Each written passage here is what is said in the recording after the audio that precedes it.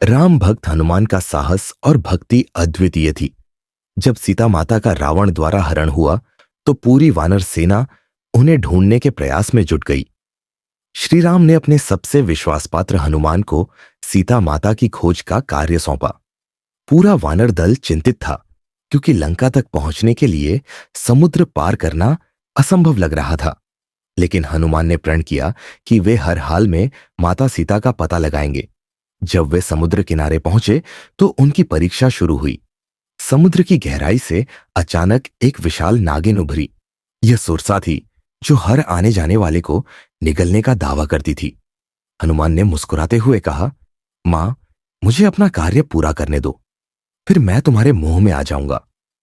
सुरसा सहमत हुई, लेकिन जैसे ही उसने मुंह खोला, हनुमान ने अपना आकार छोटा कर दिया और तुरंत उसके मुंह से बाहर निकल गए। आगे बढ़ते हुए सिंहिका नामक राक्षसी ने उन्हें अपनी छाया से जकड़ लिया। हनुमान समझ गए कि यह मायावी शक्ति है। उन्होंने एक ही वार में उसे समाप्त कर दिया। जब वे लंका पहुंचे तो सोने की नगरी चमक रही थी, लेकिन हर कोने पर राक्षस पहरा दे रहे थे।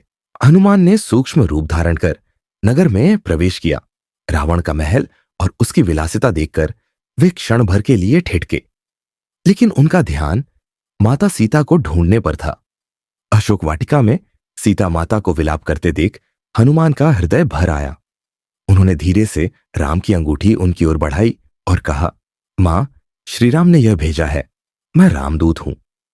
श्रीराम शीघ्र आएंगे। लेकिन तभी राक्षसों ने उन्हें पकड़ लिया और रावण के दरबार में ले गए। रावण ने धमकाते हुए पूछा, कौन हो तुम जो मेरी लंका में घुसने की हिम्मत करता है? हनुमान ने वहां अपनी शक्ति और बुद्धिमत्ता का परिचय देते हुए हनुमान ने गर्जना करते हुए कहा, मैं राम का दूत हूं और तुम्हारा अंत निश्चित है। इसके बाद उन्होंने अपनी पूंछ में आग लगाकर पूरी लंका को जला दिया। जब हनुमान लंका से लौटे और श्रीराम को सीता माता का संदेश दिया तो युद्ध का बिगुल बज चुका था। इस पूरी यात्रा में उनकी निडरता और सूझबूझ ने यह सिद्ध कर दिया कि सच्चा भक्त असंभव को भी संभव कर सकता है।